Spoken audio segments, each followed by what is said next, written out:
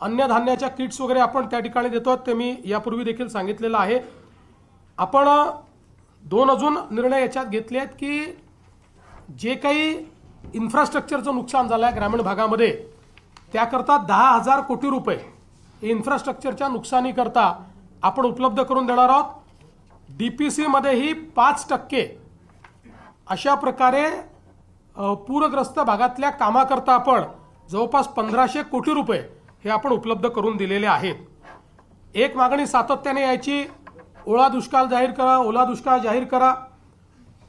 त्या संदर्भात आम्ही जी घोषणा केली होती त्यानुसार टंचाई म्हणजे ज्याला आपण बोलीभाषेत दुष्काळ म्हणतो किंवा अवर्षण असतं त्या वेळच्या ज्या काही उपाययोजना आहेत त्या सगळ्या उपाययोजना याला ओला दुष्काळ किंवा ओल्या टंचाईचा काळ समजून त्या सगळ्या उपाययोजना आपण त्या ठिकाणी करणार आहोत, ज्यामध्ये जमीन महसुलात सूट असेल, कर्जाचं पुनर्गठन असेल, शेतीशी निगडीत कर्जाच्या वसुली स्थगिती असेल, कृषी पंपाचा चालू वीज तर बिल तर आता लागतच नाही त्यामुळे तो विषय संपलाय, वीज बिल आम्ही वसूलच करत नाही।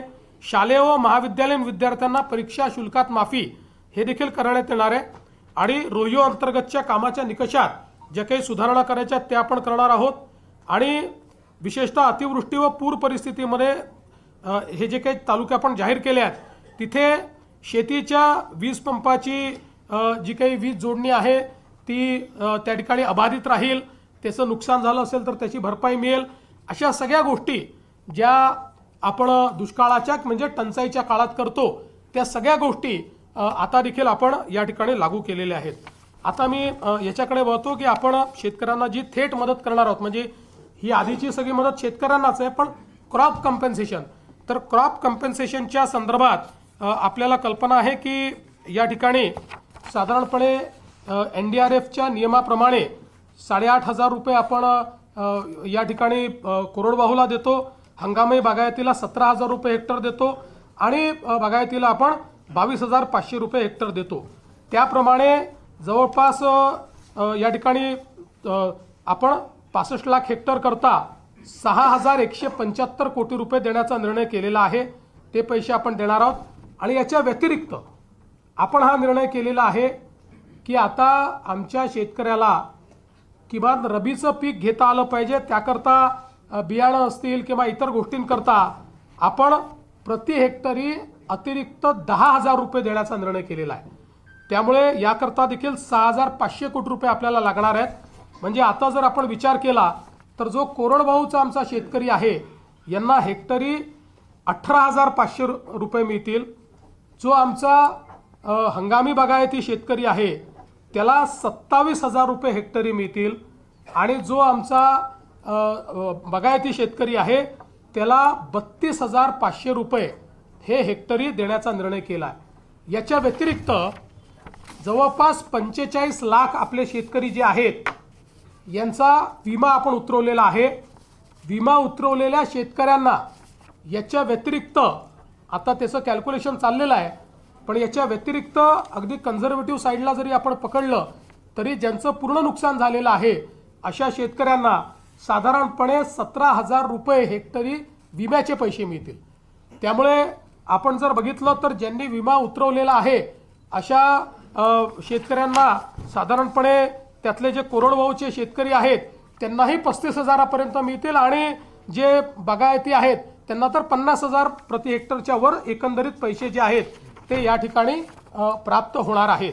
आणि साधारणपणे आपण जर एकूण राज्य सरकारने या ठिकाणी जो काही आता याच्यावर नियतवेग दिलेला आहे त्याचा एकत्रित अंदाज बांधला, आम्ही याच्यामध्ये साधारणपणे इन्शुरन्सचे पैसे जे आहेत ते 5,000 कोटीच पकडले आहेत, पण आमचा अंदाज आहे 7,500 ते 10,000 कोटी रुपये आम्हाला त्यातनं मिळतील, पण कन्झर्वेटिव्ह अंदाज आम्ही पकडला आहे कारण त्या संदर्भात अजून क्लेम जाणे आणि ती सगळी प्रोसेस होणे आहे। पण हा जरी आपण पकडला कन्झर्वेटिव्ह अंदाज तरी एकूण राज्य सरकारच्या वतीनं 31,628 कोटी रुपयांचं पॅकेज हे आपण या ठिकाणी देतो आहोत की ज्या माध्यमातून 31,628 कोटी एवढं पॅकेज म्हणजे जवळपास 32,000 पर्यंत हे पॅकेज चाललेलं आहे।